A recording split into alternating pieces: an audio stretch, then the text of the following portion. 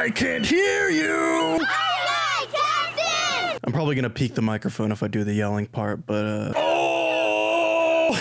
Yeah, that's not gonna get old after hearing it 5,000 times. Who lives in a pineapple and lives under the sea? That's right, it's SpongeBob SquarePants. And that's exactly what I want to talk about for a second or two here. Yeah, it's a kid's show. Yeah, I'm 23 years old, probably 24 by the time you're seeing this.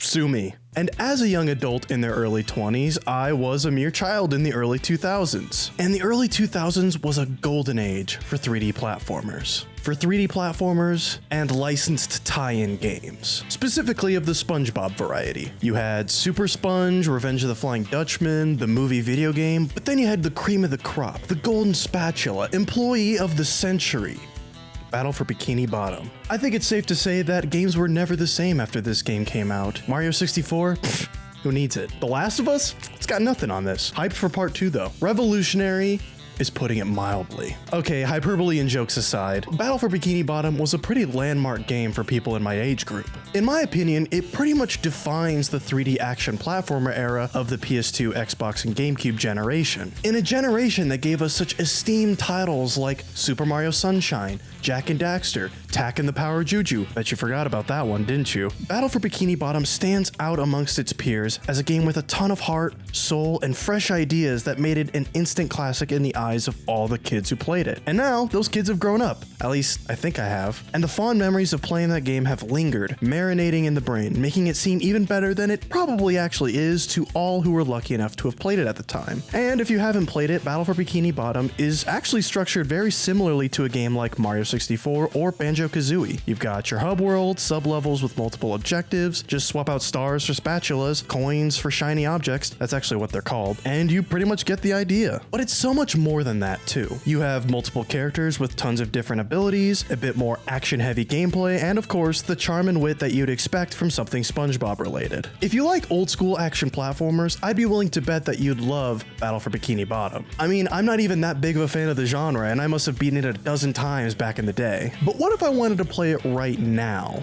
Sure, I could dig out my old PS2 and hey, I have the game right here. But what if I wanted to play it on my PS4, my Xbox One, my Switch, or my PC? What if I want to play in HD? No, scratch that. 4K. What if I wanted it with trophies or achievements? I also want refined controls. I want all of the good and none of the bad. I need to keep those rose-tinted memories intact. My mind is a fragile place and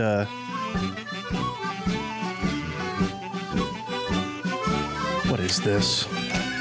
Wait a second. SpongeBob SquarePants Battle for Bikini Bottom Rehydrated? Turns out my deepest desires have echoed to the hearts and minds of THQ Nordic and Purple Lamp Studios because my wishes have been granted. Battle for Bikini Bottom Rehydrated is a from-the-ground-up remaster of the original classic on all modern platforms with revamped visuals and added features. It would have been enough for me just to have the original game ported onto modern systems without anything extra, but to see that they went the extra mile making this game, it makes me that much more excited to get this game as soon as it comes out. The only way it could possibly look any better is if it was covered in chrome.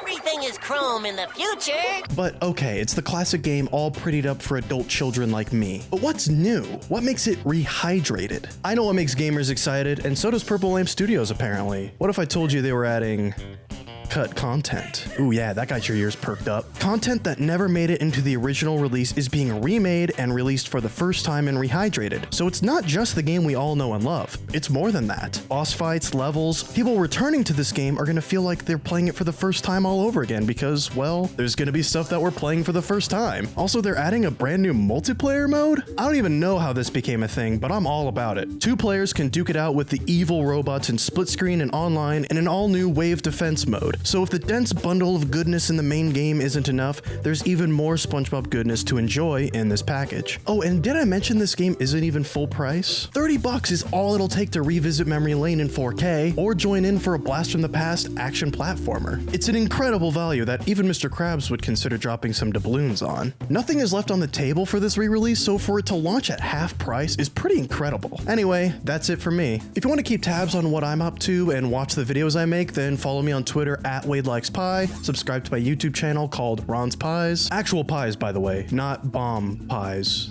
That's a SpongeBob joke. Oh, these aren't homemade. They were made in a factory. A bomb factory.